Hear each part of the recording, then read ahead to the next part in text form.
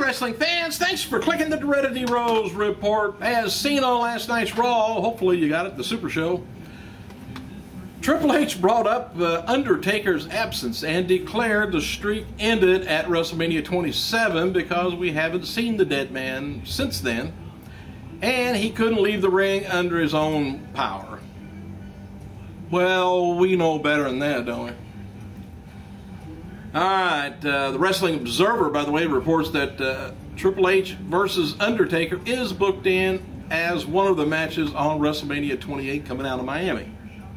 So, anyway, the IPA network is now accepting autograph signings and bookings for former WWE star John Morrison. If you got the money, local promoter, here he is. Tough Enough contestant Rima Baki, Miss USA. She appeared on MTV's Made Tuesday, 7 p.m. I don't know anything about Made, but anyway, at the conclusions of the 2011 Slammy Awards, Kane reemerged. Once again, he was masked. The big red monster locked his hands around the neck of John Cena and then left him laying in a devastating choke slam on the floor. One reason Kane resurfaced with the mask, I mentioned this before, they were going to do this with either Rey Mysterio or Sin Cara, is because WWE officials are looking to set a new Guinness Book of World Record for the largest gathering of people wearing costume masks at WrestleMania 28 in Florida next year.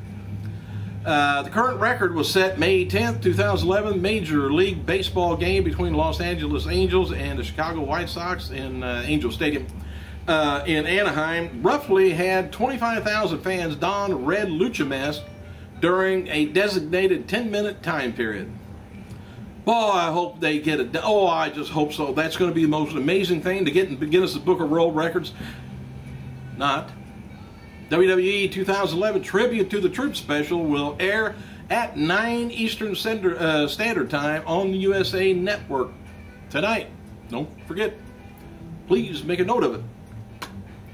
WWE will take week 41 of NXT this week's Friday Night SmackDown, also in Raleigh, North Carolina. Advertised for SmackDown tapings is Mark Henry taking on Randy Orton and The Big Show with Booker T as special guest referee.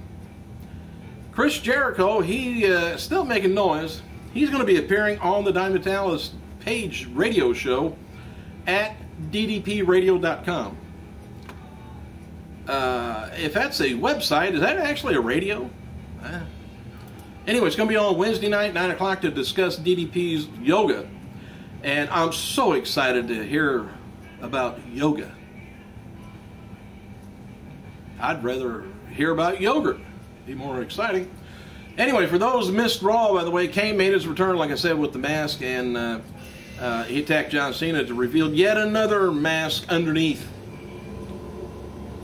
Also making returns on last night's episode of the Slammies, were normally not on the show Rey Mysterio, not lately anyway, Rey Mysterio, Christian Lita, Ted DiBiase Sr., Tony Atlas, and Road Dogg Jesse James. Alright, as noted before, officials have Chris Jericho versus CM Punk for the WWE title also penciled in for WrestleMania 28. Add The Rock versus John Cena, and you have 3 main events for Miami. The official theme song, by the way, for TLC pay-per-view is Days Are Forgotten by Caspian and LL Cool J. Brodus Clay, this is a poor guy. How could you say poor guy with that mug he's got? But anyway, Brodus Clay posted a fan-made "Where's Brodus Clay?" missing poster on his Twitter last night. Said no word if WWE still plans to bring him back anytime soon. A few weeks back, Clay wrote he was being held back like a seatbelt. I don't know what the deal is. They just got too much going on, I guess. And the poor guys that are undercards, terrible. Try and get some TV time there. After last night's Raw Super Show ended, the returning Kane faced off while with Mark Henry, while John Cena was helped to the back. Kane chokeslammed Henry to end the show with more pyros. Now several people that was there said Kane did not choke slam Mark Henry. After last night's Raw ended, Kane left the ring, as did Mark Henry and John Cena, and there was a dark match for WWE title with CM Punk retaining against The Miz. Alberto Del Rio. Punk hit the GTS on The Miz for the win. All right. After promoting the Triple Threat TLC match between Punk, Miz, and Del Rio as a pinfall or submission match, WWE on Raw last night, that the belt will be hanging above the ring. And there's going to be a sledgehammer. Everything's going to be hanging from the ring, I guess. At this point, John Cena is still not booked for a TLC pay-per-view match yet. Cena has wrestled in 11 out of 12 pay-per-views this year. They got to come up with something for him. He needs the money. This week's promo of Legends House on the WWE Network suggests that Hall of Famer Mean Gene Okerlund will be a part of the show. John Cena wrote the following on Twitter after being attacked by Kane last night. He says, Cena, somebody get a license plate of that big red truck that ran over me last night. Yeah, I don't know if you've seen it or not. Wonderful Snooki. Did she look extra thin or what last night? Looked like she lost, must be going to the same place Vicky Guerrero does. Snooki thanked WWE on her Twitter last night also after winning the Slammy Awards and promised that she'll be a Diva champion one day. Yeah. WWE terms trending on last night's Raw was who gives a care? WWE DVD News has confirmed that a new Triple H feature scheduled for March 13, 2012 will be a 3 DVD disc set and a 2 DVD Blu-ray set. Synopsis kind of runs, Triple H continues to build upon his enduring legacy, the 13 times world champion. Friend of mine, by the way, I threw it up to good friend Randy Clemming. I said, how many times has Ric Flair actually won a belt? He looked up, said there was like 140 some odd times.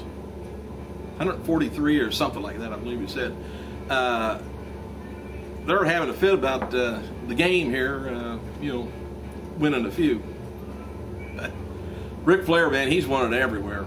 And it's, I don't think anybody's ever won more belts than Flair. Now that the game looked back at his storied career, it says on the DVD, collects 24 of his greatest matches along with all the interviews and moments throughout the years. Don't know whether Katie Vick could be there or not. Hope so. And WWE's King of the Ring DVD disc set officially hits the stores today, so hit the Walmarts today, or wherever you go. Birthdays, by the way, happy birthday to one-time AWA Tag Champion Boris Zukov, 52 years old. Also would have been the birthday for WCW wrestler Emery Hale, 42, and WWE Hall of Famer Junkyard Dog would have been 59 years old. PG James, by the way, wrote the following on his Twitter last night after Raw. It sure felt good being out there again. These last 2 days have been awesome for the dog. I wish Billy Gunn was on the ride with me. We've been through a lot together, and it would be cool sharing, all this with him.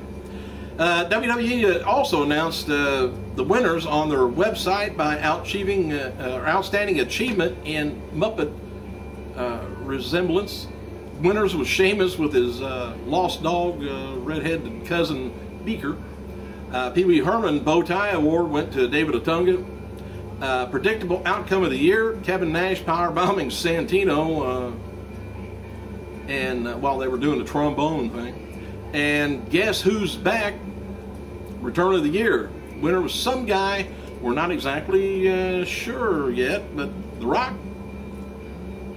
That is the right name, right? It says. Anyway, double vision moment. Winner was Sin Cara, when the two faced off. T-shirt of the year was CM Punk for his instantly ironic best in the world threads. Bonus Slammy points got the. How come they didn't vote on Sin Cara's shirt? I thought it was just rousing, if you know what I mean. WWE.com exclusive of the year winner John Laurinaitis congrats CM Punk. Most regrettable ring attire of the year is Michael Cole in Triple H's trunks. Hey, that sounds a little funny to me, don't it? Critter moment of the year. Winner is the mouse that ran past Alberto Del Rio dressing room on Raw. Superstar transformation of the year. Winner, Zack Ryder. Remember, he used to look like Edge. Do you remember? Thanks for clicking, you guys. I gotta go.